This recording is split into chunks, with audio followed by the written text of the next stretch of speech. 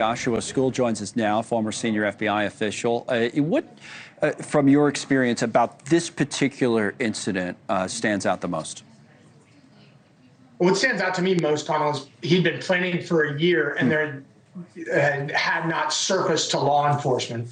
Unfortunately, as we've talked about many times on your show, people knew something was amiss and never got reported. But to be planning it for that long, aside from the graphic Molotov cocktails and burning people, that really is a lengthy amount of time to not be something amiss be reported. We know now he's facing federal hate crime charges. We're waiting for the court appearance and the news conference from officials that will carry live from Boulder, Colorado. To your point about the planning, I want to go to the affidavit, which we were all reading through earlier today when it was released. Throughout the interview, Soliman stated that he hated the Zionist group, and he did this because he hated the group so much and he needed to stop them from taking over our land, as he referred to, explained that to be Palestine. He stated that he had been planning the attack, to your point, for a year and was waiting until after his daughter graduated to conduct the attack, has 5 children apparently. So how do, FBI and other agencies catch a lot of people doing wrong, but what usually happens when something like this slips through the cracks? What makes someone like this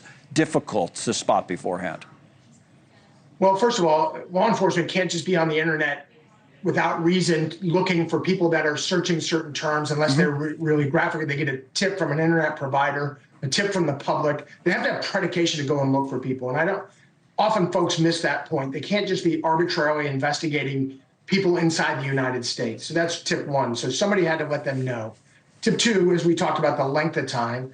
A little bit odd that you want to wait till his daughter graduated for that time, in my opinion.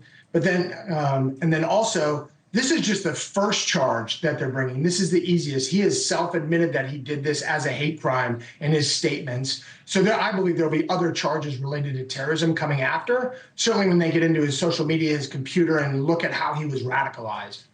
One of the other things that's come up is immigration and, the fact that he overstayed a visa and whether we do a good enough job on people who do that versus trying to, stop people from coming in illegally. But once people come here, sometimes by legal means, and then don't leave when they're supposed to, are we doing a good enough job? I had Congressman Randy Fine from Florida on last hour talking about this guy and his family, and here's part of what he said. No one has a right to come to America. No one has a right to move to America. And we need to begin to enforce our sovereign rights to protect ourselves. We let evil into this country, and look at what happened. I will tell you this. I hope the family of Mohamed is on a plane on the way out of the country right now. We all know the status of his family. He's, like I said, married, 5 children, apparently, is all we do know. But, Joshua, what would you say about that issue, which is, a little bit different than some of the immigration conversations we have? Again, are you stopping someone at the border, or are you following up after with somebody who shouldn't, who needs to get out by a certain time and doesn't? Well, I think law enforcement, especially out of Department of Homeland Security, now we're seeing others that are marshals and FBI all teaming together to get what is really the worst of the illegal immigrants out of the country. There's a ramp-up period that goes to that, but also going not just immigration, to really uncover these threats. Law enforcement needs more resources at this, not just the federal level, but the state and local level. As you showed the graphic before, the threats to the Jewish community have spiked significantly over the last several years. And to get through all of that hate speech online takes a lot of resources to really get to the bad people that are going to go from talking about it to action, as we saw, unfortunately, in Colorado. Thank you for watching. Subscribe below and download our NewsNation app right now on your phone, and you will get fact-based, unbiased news for all Americans.